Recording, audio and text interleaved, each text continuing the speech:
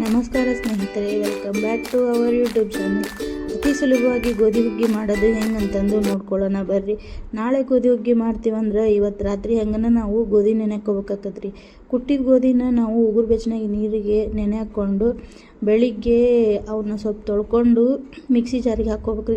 ತರಿಯಾಗಿ ರುಬ್ಕೋಬೇಕು. ನೀರು ಹಾಕಿ ಸ್ವಲ್ಪ ತರಿಯಾಗಿ ರುಬ್ಕೊಂಡು ಅದ್ರದ್ದು ಹಾಲು ಸೋಸ್ಕೋಬೇಕ್ರಿ. ಹಾಲು ಸೋಸ್ಕೊಳೋ ಸಂಬಂಧ ಒಂದು ಬುಟ್ಟಿ ಇಟ್ಟು ಅದಕ್ಕೆ ಸಣ್ಗೆ ಇಟ್ಟು ಸೋಸ್ಕೋಬೇಕ್ರಿ. ನಾವು ಈ ಸೋಸ್ಕೊಳೋದ್ರಾಗನ ನೀರು ಕಾಯಿಲಿ ಅನ್ನೋ ಕಾರಣಕ್ಕೆ ಒಲೆ ಮ್ಯಾಗ ಡಬ್ರಿ ಇಟ್ಟು ಒಂದು 2-3 ಲೀಟ್ರ್ ನೀರು ನಾವು ಕುದಿಯಕ್ಕೆ ಇಟ್ಕೊಂಡು ಇತ್ತಾಗ ಉಷ್ಟು ಅದರದ್ದು ನೀರು ಹಾಕಿ ಸ್ವಲ್ಪ ನೀರು ಹಾಕಿ ಗೋಧಿನ ಹಾಲು ತೊಗೋಬೇಕ್ರಿ. ಅದ್ರದ್ದು ಹಾಲೆಲ್ಲ ತೊಗೊಂಡ್ಮೇಲೆ ಇದು ಗೋಧಿದು ಏನು ಮ್ಯಾಗಲ್ ಚಾಟದಂಥದ್ದು ಉಳಿತೈತಲ್ರಿ, ಅದನ್ನು ನೀರು ಕುದಿ ಬಂತಂದ್ರೆ ನಾವು ಅದನ್ನು ಸ್ವಲ್ಪ ಹಿಂಗೆ ಬಿಡಿಸಿ ಹಾಕಿದ್ವಿ ಅಂದ್ರೆ ಉಂಡೆ ಆಗಲ್ರಿ. ಅದು ಒಮ್ಮಕ್ಲಿಗೆ ಹಾಕಿಬಿಟ್ವಿ ಅಂದ್ರೆ ಉಂಡೆ ಆಗ್ಬಿಡ್ತೈತಿ.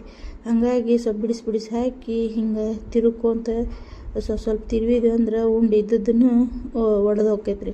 ಒಡೆದಿಂದ ಇದಕ್ಕೆ ಡ್ರೈ ಫ್ರೂಟ್ಸ್ ಅಂಥೇಳಿ ನಾನು ಉತ್ತತ್ತಿ ಮತ್ತು ಬಾದಾಮಿ ತೊಗೊಂಡ್ರಿ. ನಿಮ್ಗೆ ಯಾವ ಬೇಕು ಅವ್ನು ಡ್ರೈ ಫ್ರೂಟ್ಸ್ ತೊಗೋಬೋದು. ಬೇಕಂದ್ರೆ ತುಪ್ಪದಾಗ ಹುರಿದು ಹಾಕ್ಕೊಂಡ್ರು ನಡಿತೈತಿ, ಹಂಗೆ ಹಾಕ್ಕೊಂಡ್ರು ನಡಿತೈತ್ರಿ. ಗೋಧಿ ಬೇಯ ಮುಂದನ ಹಾಕ್ಕೊಂಡ್ವಿ ಅಂದ್ರೆ ರೀ ಡ್ರೈ ಫ್ರೂಟ್ಸು ಮೆತ್ತಗೆ ಬೇಯ್ತಾವ ಅನ್ನೋ ಕಾರಣಕ್ಕೆ ನಾನು ಗೋಧಿ ಬೇಯ ಮುಂದನ ಹಾಕ್ಕೊಂಡೇನಿ ರೀ. ಅದಕ್ಕೆ ಒಂದು ಹಿಡಿ ಒಣ ಕೊಬ್ಬರಿದು ತುರಿನೂ ಹಾಕ್ಕೊಂಡು ಬೇಯಿಸ್ಕೊಂಡು ಹಾಕೊಂತೈತ್ರಿ. 1 ಕಪ್ ಗೋಧಿಗೆ 2-2.5 ಕಪ್ ಬೆಲ್ಲ ಬೇಕಾಗತ್ತೆ ರೀ. ಗೋಧಿ ಎಲ್ಲ ಬೆಂದಮೇಲೆ ನಾವು ಬೆಲ್ಲ ಹಾಕ್ಬೇಕ್ರಿ. ಇಲ್ಲಾಂದ್ರೆ ಗೋಧಿ ಆಮೇಲೆ ಬೇಯಂಗಿಲ್ಲ ಬೆಲ್ಲ ಹಾಕಿಂದ.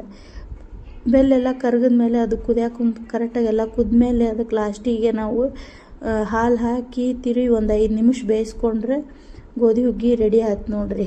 ಆರಿದ ಮೇಲೆ ಗೋಧಿ ಹುಗ್ಗಿ ಹಿಂಗೆ ಕೇಕ್ ಥರ ಬಂತಂದ್ರೆ ಮಸ್ತ್ ಇರ್ತೈತೆ ರೀ.